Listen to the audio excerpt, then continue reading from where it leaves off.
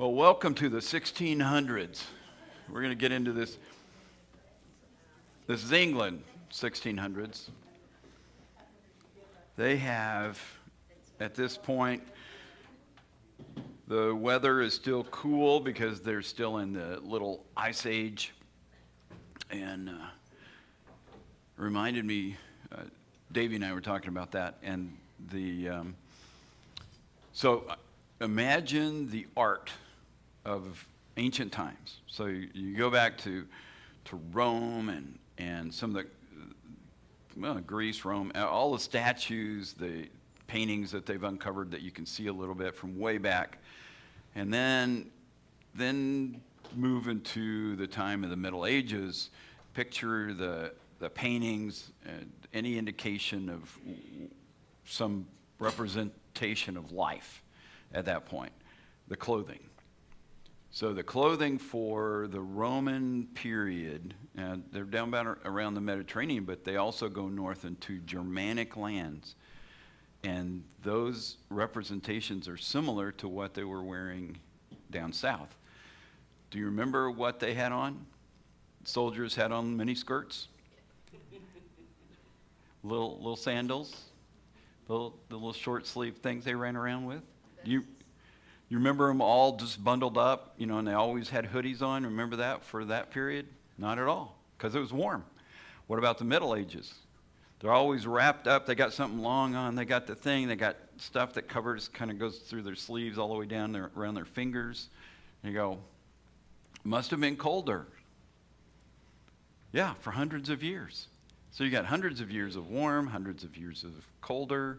They're having a more difficult time getting the crops and keeping their livestock alive.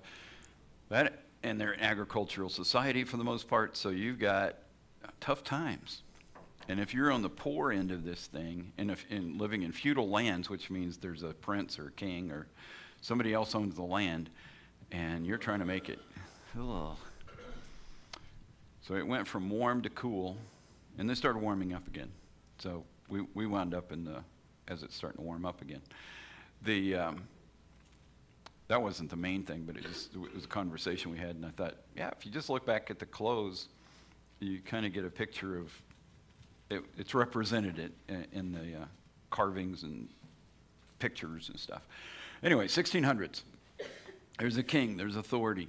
The authority, and this is England primarily. It's all over, but we're just going to go England. So the king has authority over the government. That includes taxation, all of the who can do business, who can't do business. I mean, this is like thorough, very thorough. Military. He fights wars. He determines when they're going to fight a war. He tells them it's the king who leads armies, or at least sends them out, or navies, whatever it is. He's the guy. So the military goes back to the king. The government goes back to the king. All of what's going on. If he gives titles or lands, whoever has titles or lands, if they are a duke, a prince, or whatever, they're really just operating under his authority. There's another one, because he took over in the 1500s. So we're 100 years into this thing when we're talking about the guys we're looking at today. He takes over religion. So that's also part of this. So we've got authority over all those things. Guess how you enforce religion? You got the military. You can take them out. You can turn the government against them. You can tax. You can use the prison system. It's all yours. So that's an authority thing. By the way, what is the name of the Bible that came out in 1611? Oh! That give you a clue? Yeah, he's in charge. Guess which Bible the colonists in America just about 1776 decided that ain't our Bible. Just throwing that out there. We're not doing that one. Okay. Oh, and they started the reason they, in 1611 they put this Bible out was so that people could understand it. The language had changed enough from the 1540s when the first English, you're getting some English translations rolling, and then 1580s you have another edition. You go, we need something fresh that people can really understand. And so they came out with a 1611 edition. And then there are people today who are still doing the 1611 edition. For some reason, they didn't read why they came up with. We should have a new one that people can understand. Okay. Just an aside there. Religion. So here's the Church of England. That's what took over. The king's in charge of this, still is. Charles he's the head of this thing. It's a government church. You probably picked that up from the other illustration. He's in charge of it. So, depending on what's good for the government, the church is pretty much going to go that direction. How can we make the king look good? What about the King of Kings? That's a different issue. As a result of that, how do we keep the King of Kings in this thing and keep the king happy? Because he's in charge of the military and prisons with the government, so we don't want to tick him off too much. As a result of that, you got Puritans. The Puritans are the group that wanted to straighten up things in the Church of England to make it a little more biblical, a little more spiritual. They wanted to move it in that direction. So if you read some books that John Owen, some books that came out of this period of time, it's by the Puritans trying to straighten this up a little bit. That's one group. There's a separatist bunch. They wanted to separate totally from control, the king's control, the government church. So that's why they're called separatists. Baptists are part of that. So you've run into them, especially in this part of the country. You got Baptist separatists. You got Puritan separatists. In 1620, something happened in America, and it was these guys who were called pilgrims. But these guys go, we don't want to do this. We'll go do this somewhere else. Then, because of who we're dealing with, there's a bunch of these, by the way. I don't have enough whiteboard. So, Quakers. So we get that. So we get a variety of people groups thinking how we're going to do this, how do we get to know God, how can we serve him? And for a lot of this, especially when it's religion, it has to do with the economy, how do we make a living. The guys who are working, going to Cambridge and Oxford to get their training to be appointed a position in the Church of England, because the king he's the authority in the church. He collects taxes. You will pay your taxes. He's in charge of the military. See how this all works? So you're going to pay your taxes. Part of your taxes goes to pay for the church because it's under his domain. You will pay good salaries, and when you get to the normal guy out there in the small town, he's still getting he's got a place to live, he's got food, and he's got a church. He doesn't really have to sweat or getting enough money together. Now they'll collect, they have offerings and all that, but the money's coming in. If you move up in the ranks, there's more money. And that's a good gig, and it's a good gig for a lifetime. So these guys go to Cambridge, they go to Oxford, not to serve the King of Kings, but to get a good job. Because as we said earlier, the weather wasn't all that good. Agriculturally, it's not producing massively. It's enough because we're here. People lived through it, but it was tough going. So where can you get a good gig when you're living like in the Depression in the 30s here in the States? You go, I'm smart enough to get in Cambridge or Oxford. Dude, sign me up. I'll be one of those guys. Give me a robe. What's their heart? Do they care about the spiritual side of this thing? No, but they know the routine.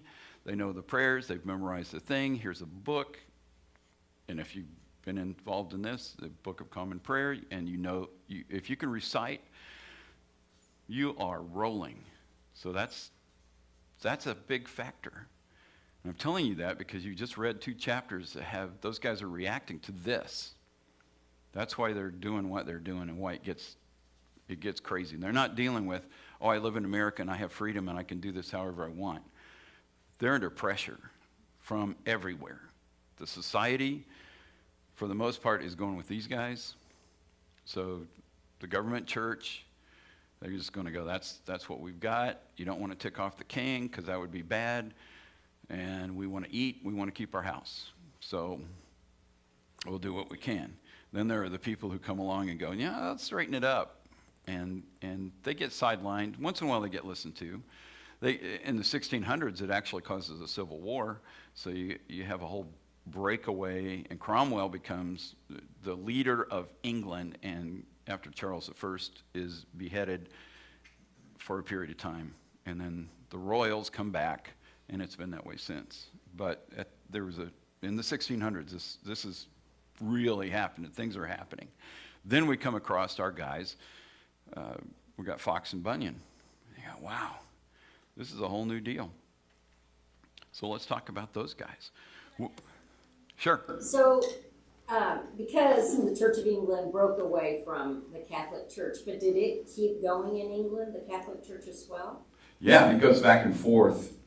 But I mean, I know it is now, but this particular time, the 1600s, it was more back and forth right before this. Okay. Little less during this time than it was. And so there's actually a lot of the basements in some of the old homes in England still there are places where they would hide. One group or the other, whoever's in charge, if the Catholics came back in charge, the Church of England, the other group are hiding. So they have these holes and then go down and hide. And then if the other group, it switches back, then the Catholics are hiding. And it goes back and forth. And then it goes from Scotland to England, and they're battling. So half the movies you watch, Mary, Tudor, I mean, you just watch those movies in that period of time, and that's telling this story. And it's back and forth. Because a bunch of people still wanted the Catholic Church to come back, and they felt like they betrayed. Yeah, and the rest of Europe's like, no, that's what we do, and that's what they've been part of, and then they weren't. Yeah. And it wasn't for, the reason was Henry VIII just wanted a divorce. So you go, that sounds very spiritual. I see why you wanted to do this. That's what changed it all. So the rest of these guys are going, well, wait a minute, that doesn't seem right. And then the other part of that is the Catholic Church had monasteries and nunneries all over them. They owned lots and lots of land, tons of land in Britain. And Henry VIII and his advisors said, if you just shut that down, you can have it. So there are these collapsing monasteries all around the country that are, because they took over. And those guys had to go somewhere. So again, the king has the military. Do you want to stick around when the religion changes? I go, I think I'm going to go to Germany. I'm going to get out of here. So they left. A lot of them left. And then those buildings have collapsed. Yeah. That makes sense. So anyway, this is a time, 1600s, there's a lot of changes going on. The pressure's on. The Bible, 1611, there's a lot being, the Puritans are writing like crazy in the mid 1600s. And if you're ever around Reformed churches, Calvinist churches, they will give you devotionals and reading material that tons of it comes from this period of time. And it will be, in their mind, the golden age. That is what we all need to get back to, because that was the purest time spiritually. It's not true, but anyway, that's just, how they take it. And they did, these guys, they had to battle their way through to walk with the Lord. So it's not, the ones who are spiritual, not the guys who are just doing the thing for power, but those who are really walking with the Lord, there are some insightful things to be had. I just wanted to set the scene for for all of this, because it gets, if you're just reading it and you're going from, well, this is how we do it here in America, then that you may have a different reaction to what you're reading or their story, their little bit of their experiences. So, got George Fox, born 1624. Look at all the letters in that town where he's born. So, we were having a conversation in London, and we had to get to the square, which has the same name. And Caitlin's saying one thing. Cass is, Cass and I are trying to figure this thing out, and we're doing phonics. It doesn't work. we're trying to use all those letters. Yeah. And so I finally see a policeman guy standing over there. We've got our what do they call those? Oyster card, which gets you on trams and you can ride around. So anyway, we have our card. I'm ready to go. And I go, but I don't know which one of these. I don't know where to go. And I don't even know how to say that word. And we're having a debate. So I go ask the guy. Yeah. He goes, Lester. Well, sure. Absolutely. I see that. No. What is wrong with you people? It's no wonder the colonists said, we've had it. We're taking the letters out. We don't use the U in color. There's a reason for that. It's unnecessary. So anyway, our English buddies it's no wonder they were having issues over there. Couldn't even follow the spelling. So this thing's blowing up. We've got all of these guys. We got religion. We've got the Church of England adding pressure. Oh, I need a third board. Okay, we have to have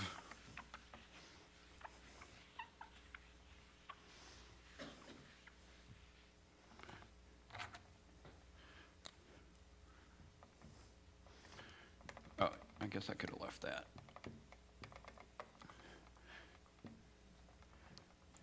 There can be, do this one.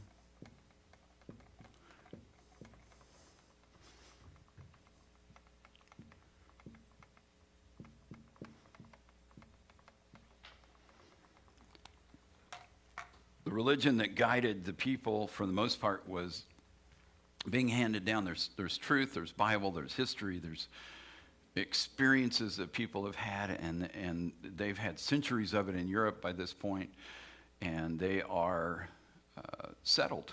You pretty much got it. The guys at the top were telling the people who, for a majority, don't read.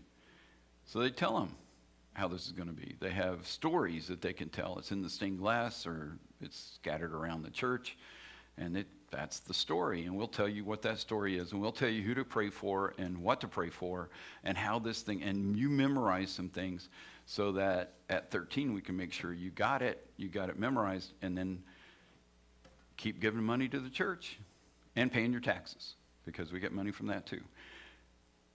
And it becomes a man-made system. More and more, particularly in this particular time, man-made. So, what was spiritual and what's good, it's in there. There's a kernel of it all the way through, in all the churches, all over. But this is impacting things. So, when we get to the two guys that we're looking at, and the people that are mentioned in this book, the biographies of people here, and deeper experiences of famous Christians, it's about how do you get from this to this? How do you experience the real true God? What happened over time? What happened in history? How did it impact these people? How does God show up in different arenas? And you go, well, government was pretty bad. There's some climate change thing happening here. There's difficulties trying to get along with other people, and you go, that is 21st century. Here we are right back. Spiritual. these guys experience something spiritual. What they're reacting against is on this man-made side, on the government side, on the kind of religion that was being thrown at them. And they're going, that doesn't make sense. That's not what they were drawn to. So that's why when we get to the strange things of George Fox, you go, well, here's a guy trying to figure out, how do I do this by walking with the one true God and making a break from, and in his case, he goes, absolutely, totally, 180, I'm going over there. I don't even want to try to figure out how to make this better. I just want this. So I'm going that way. And that's how we got to Fox. So tell me about Fox. What weird things popped up for you guys as you read about him? Sure turned the tide on men and women and relationship between men and women, and the whole concept was a departure from government control. Yeah. Yep. Had men and women, and you could actually listen to a woman. That's weird.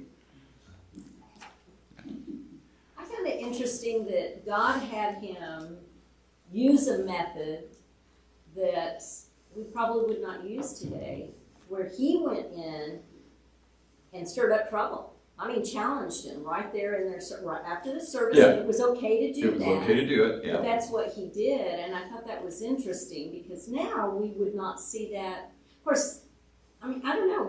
I don't think we would see that as the way to go, but I think that's what God had him do and was needed at that time. Yeah, that was the opening. So, yeah. The government controlled everything else. How are you going to do it? Right. Same thing Paul did. He went into the synagogues, and then he would speak and lay out, this is what the Lord's doing. And then he got beat up too. And I suppose we could do that now, but I can't see us going in a Mormon temple and waiting till they're done and saying, okay, you're really messed up. And I mean, we wouldn't do that. But I guess sometimes God calls people to do extreme things. And so I struggled a little bit with Fox. And then how he saw people as animals. I'm saying, clearly a godly man used by God, but his methods, making his own leather clothes. Well, John the Baptist, I don't know. I just was struggling with his life. Yeah. I thought that was so interesting and contradictory to almost what we would even say would be right to do. But he was right to do it. So God called him. Here's the deal. I was thinking, I don't know if God called me to be crazy, if I'd be willing to do it. And it made me very uncomfortable. That I realized in myself, I just don't know if I could do it. You realize you're at Grace Bible Church prior. Yes. Crazy.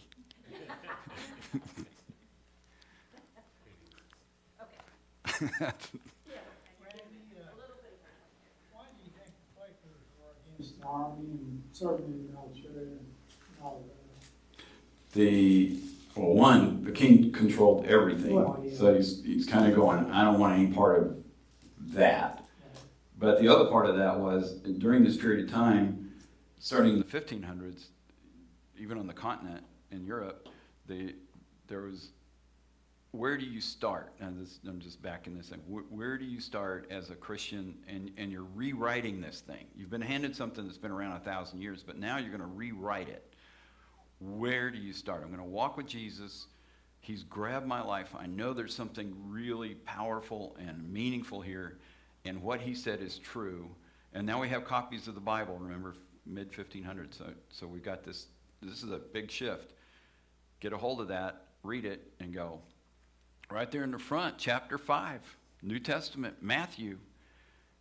And this thing starts talking about, well, you just love your brother. If he asks for a coat, you just you don't hit them, they hit you. So you start with, if you start with the Sermon on the Mount, and then build your theology from Matthew 5 through 7, then you shift everything in terms of military, in terms of defense.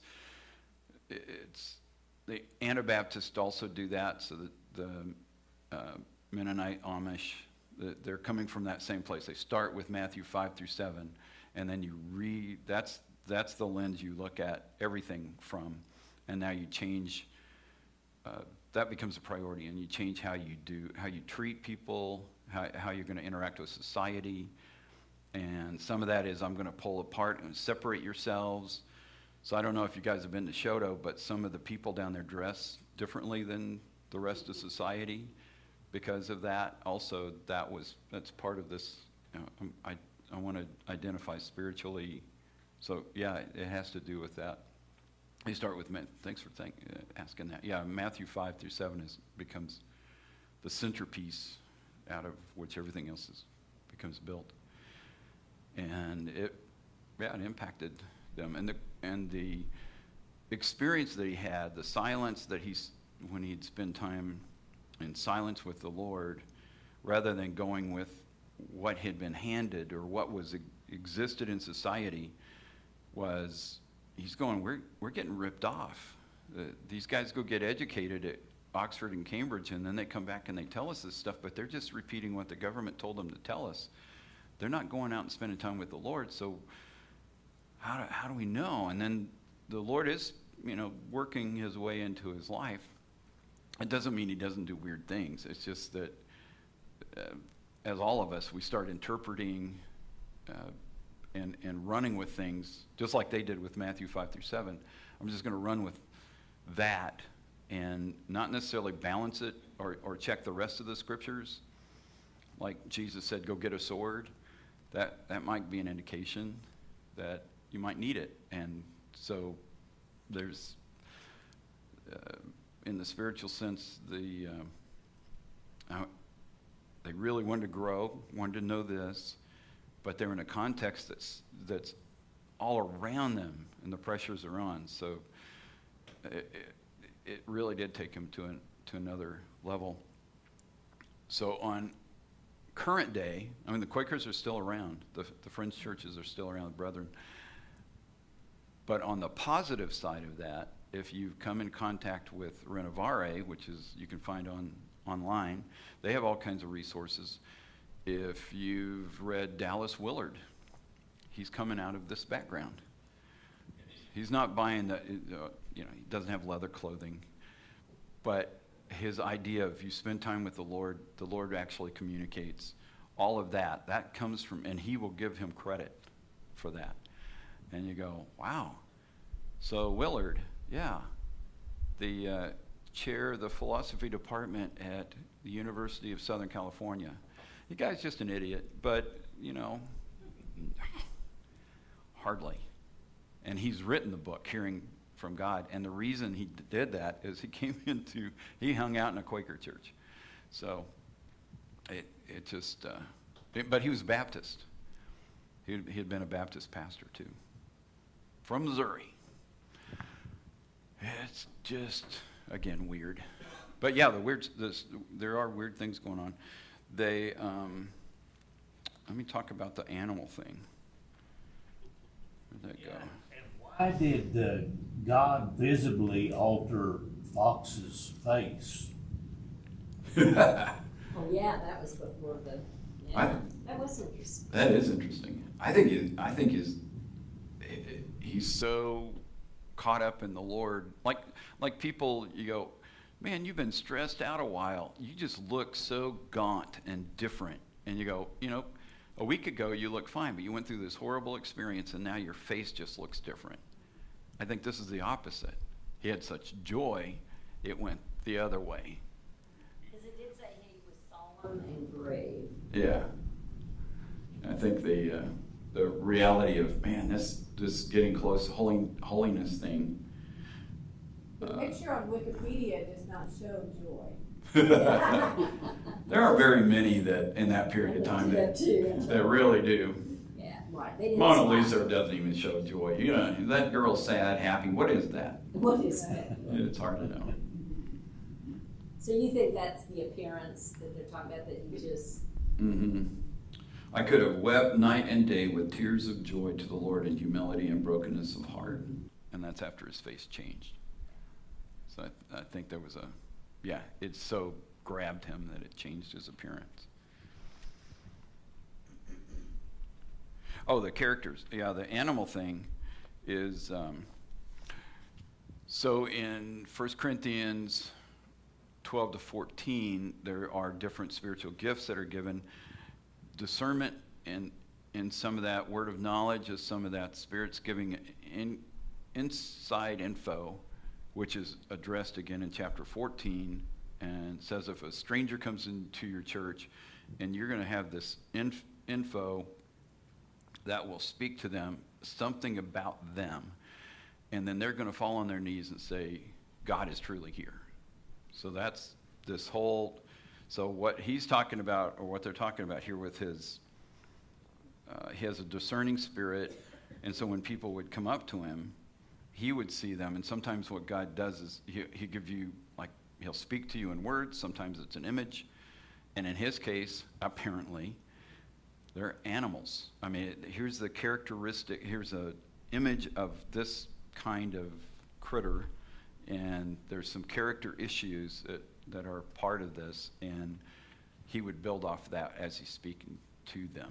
And then they so identify, they so got it, that they're this whole idea of shaking and quaking is, he would so nail it that people are just going, whoa, and physically responding to, I have just been caught, I've just been called out, I have just been nailed, you saw my heart, I've been seen by the living God, because there's no way you could have known that.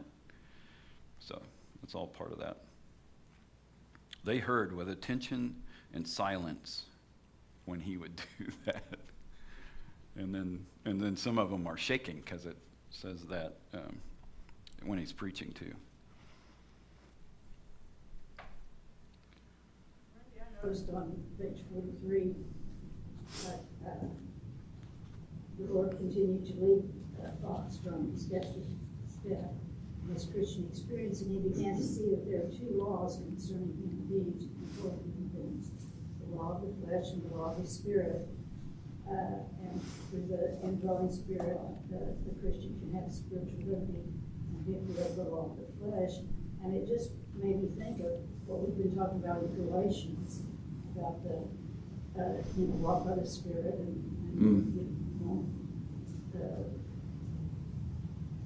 the overcome the law of the flesh. Yeah, absolutely. That's exactly what they're dealing with and what he's talking about. Galatians 5. There's that battle. And the Lord had gotten hold of him, so he'd experienced the Holy Spirit in a way that was moving him, and he realized he could walk with the Lord in a new way. It wasn't by, here's the list, and I just force myself to follow this list, which is, when we get to Bunyan, one of the things he says he did. But the Spirit moves in him, and then he just doesn't want to do it. It's not even interesting anymore. So, yeah. Yep. Did that happen to you a little bit? Yes. Yes. I found it cool that he frequently had visions and revelations from the Lord. Yeah. He's getting insight. Frequently had visions and revelations. Yeah. And it's part of that in their practices still in the Quaker churches. So if you go, they're not necessarily going to have like a whole worship thing. They can mix it up, and they may have somebody preaching, and they may not.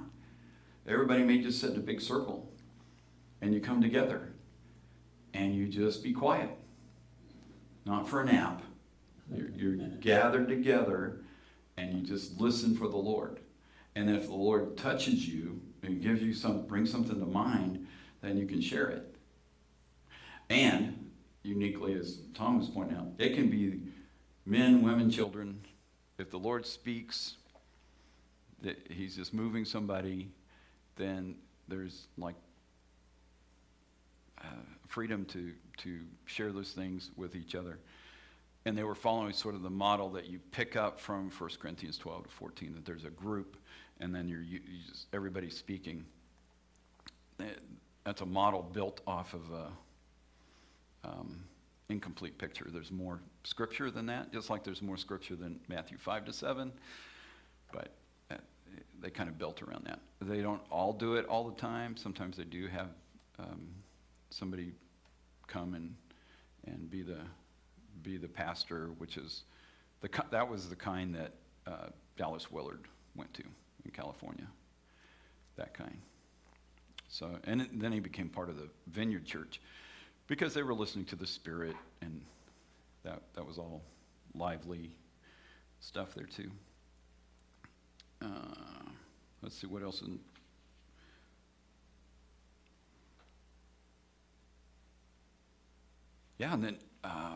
then we talked about. Mentioned this. We were talking Jane and I yesterday about the Pennsylvania. She had a friend who was Quaker, and so the whole thing in Pennsylvania, we got a Quaker. You seen him on the front of the oats box, Quaker Oats. There he is. That's William Penn. I don't know if that's really William Penn. Anyway, there's somebody. William Penn gets it. So the king says, "You get to have this chunk of land," and he's Quaker. So we're going to do the Quaker thing, and they treated the Native Americans kindly. They made treaties, and they actually kept them, and they paid them for land or whatever deals that they were making. Other people could come in, and you could be non-Quaker. Most people were non-Quaker. But we're not going to beat you up. You're welcome. We're just going to work this thing together. So Pennsylvania, you know the name of the city, right? This big city that kind of started everything out there, Philadelphia, city of brotherly love, Quaker. So this whole thing is built on that. So we're talking, 16, 1700s. That area, that colony was unique and different. And the area where the Puritans were, the Pilgrims, was very difficult. That area around Boston, that whole thing in Massachusetts was because they had strict rules, and that freedom that they left the king to come over here and get away from, they kind of recreated, and it's not that they didn't love the Lord, it's just that they did a similar thing. And the weirdness of Fox helped form a different way of life.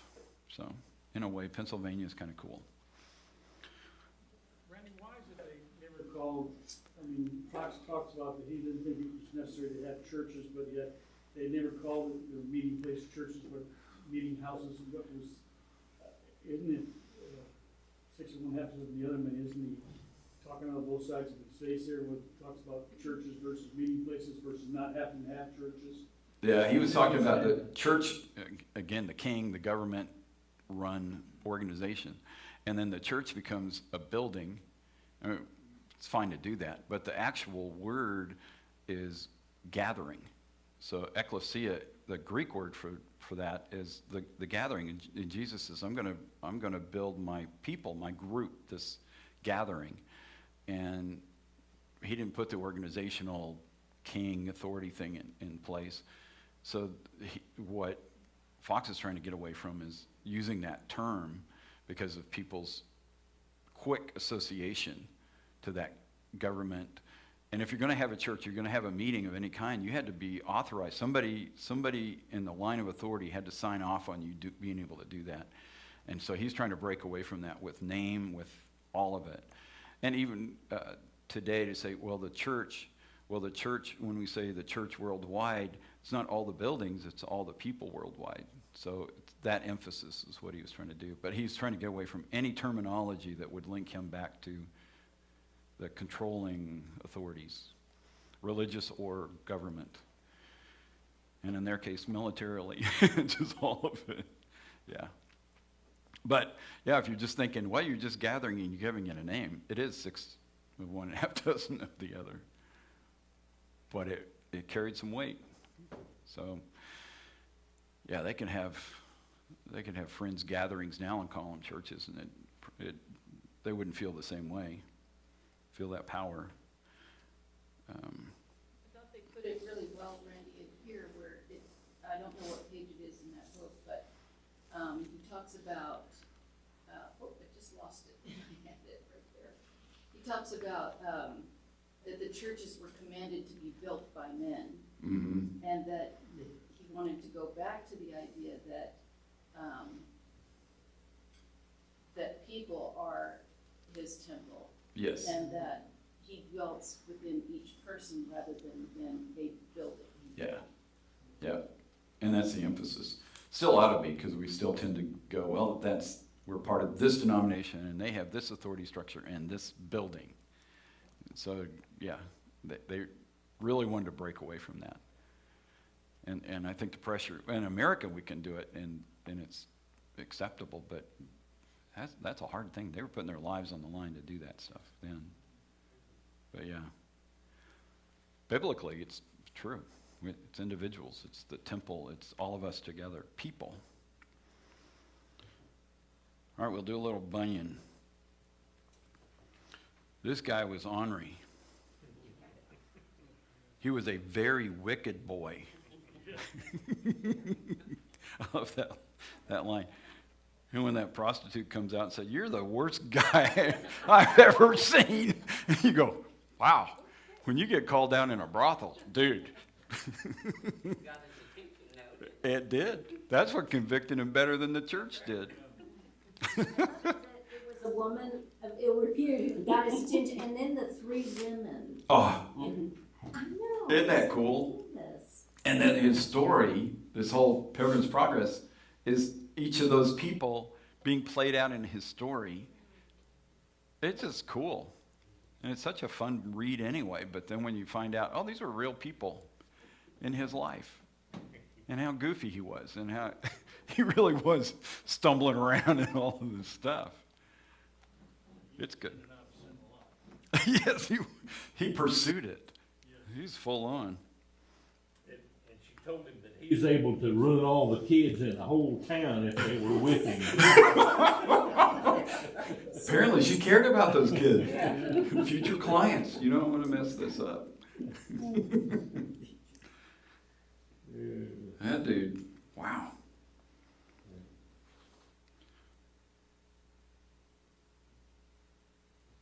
He mentions King Charles II, so that's on page 55. So historically, this is after Cromwell, after the Civil War, so this is post all of that stuff.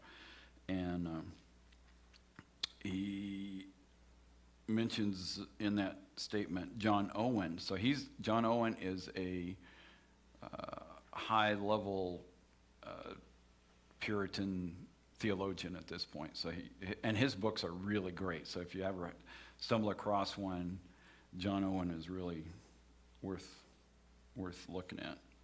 But to be compared with him, John Owen was highly educated, and then Bunyan, just local yokel, just in love with Jesus.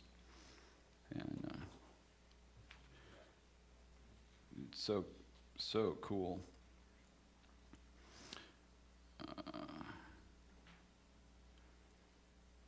Wasn't that neat what he said when that guy told him, "You preached a great sermon"?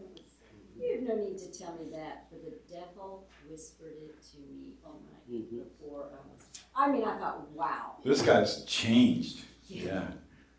I mean, how many pastors now would misread that and say, "Oh, yeah, thank you," and kind of even pat themselves on the back and maybe didn't hear that whisper that Satan wanted. Oh, it happens all the time.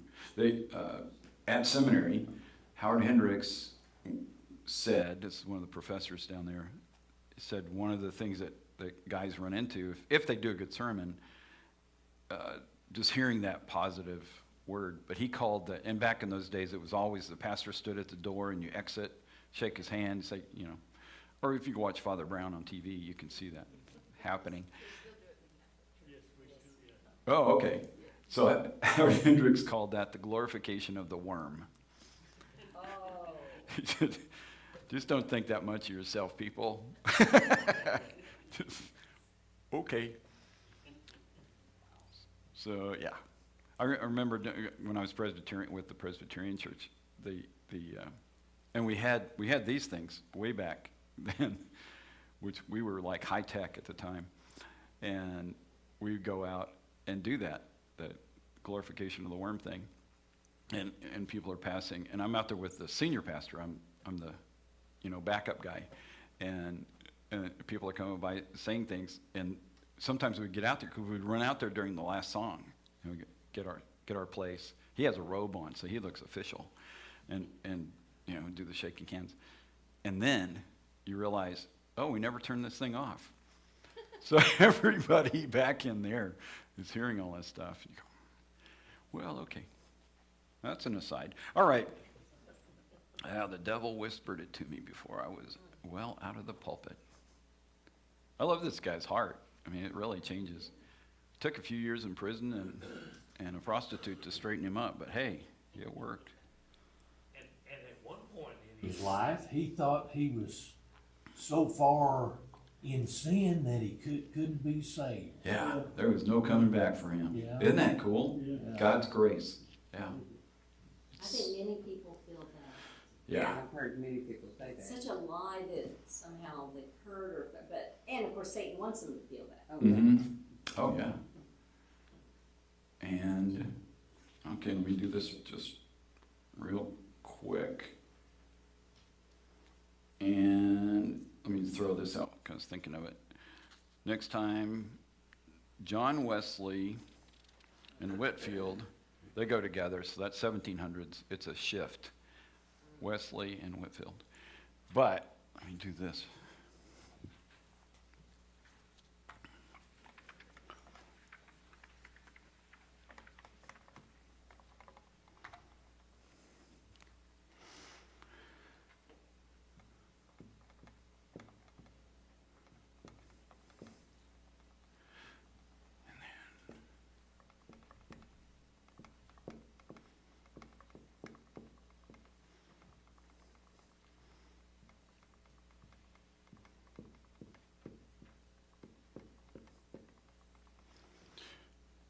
They are, in that period of time, and still around today, but during that period of time, heavily influenced by the Roman system of balances and the law. So the legal system has entered in. The church is Roman at the time, that goes all across this area. So that interest in keeping these rules, the authority, the lines of authority, how the church was divided, those were all Roman things, Roman Empire things before this thing ever evolved, because the church came out of that period of time it started about 300. So we're way down the road. But the idea of I earn my way to heaven. I mean, God's done some things, but the main thing is because I am guilty, and the weight of, whatever it is that comes to mind for sin. Now, some of the stuff Bunyan lists, that's legit sin. I mean, this guy he violated the social sins, he violated all of it. He went after everything. But this sense of feeling guilt and sin, and so I've got to earn my way, and I do that by doing what's good. What's good? Well, I'll go by whatever the list is that somebody gives me, or whatever's in my head. I think this is good. My neighbor's bad. That guy's bad. I'm good. I've never done what that guy did, so I'm good. And you go, that really has nothing to do with it. The earning is the thing that, and for the Jewish society, that's when we're reading Galatians, we're also dealing with this. And God comes along and goes, no, I'm here. I'm offering you a way. It's grace. So when does the, acting this thing out, where does that good part come in? Well, it follows from here. That's the effort. Comes on the other side. This doesn't get us to God, doesn't get us to heaven, all it does is build pride, and I think I've got it, and I'm better than that guy. This is the guy going, You know, the devil just told me I did a good sermon on the way out. Because I'm here by grace. Grace alone. And I'm willing to do whatever it takes now, even go to prison for years, or just kill me. I'm good. I didn't earn this. I don't deserve this. It's grace. But this guilt thing, that because of those laws, because of the sense that gets into our head that that's how this works, we're always under this. And there are whole systems in churches set up to control people with this. And if you die in your sin, if you don't do these different steps, you're guilty. You got this going on. And if you ever, this is really fun, read the Orthodox guys. So Orthodox is church split way back when. And so it's on the west, we've got the Catholic side. On the east, we've got the Orthodox side. The Orthodox didn't see it this way. You go, well, the church side. No, that's just because we're on the west side. The east side saw it as relationship. This is so cool. And it's not that there isn't actual guilt. That actually does exist. So, difference. Adam and Eve, they blow it. What happened? They are guilty because they took that fruit, they ate, they did. So they violated the law. As a result of that, they die. They sinned. Orthodox version of that. God so loved them. He gave them everything possible. They betrayed him and stabbed him in the back because they took the fruit. See the difference? It's relational. It's not, he broke the law. No, broke his heart. Which one do you think's better? Read some Orthodox stuff sometimes. That doesn't mean that they don't get stuck in this too, because they've got their own little robes and rules, and they got, we're human. We do that. But some of their basic stuff, holy moly, really good. That's probably more than you wanted to know. Okay, let's pray. We're going to get ready for service. Father, thank you for this time. Thanks for these guys who walked with you in tough times, who found you by grace, and that you, Lord, have used them, used their writings, used their influence, their loyalty to you to influence others over the years, over the centuries, across nations.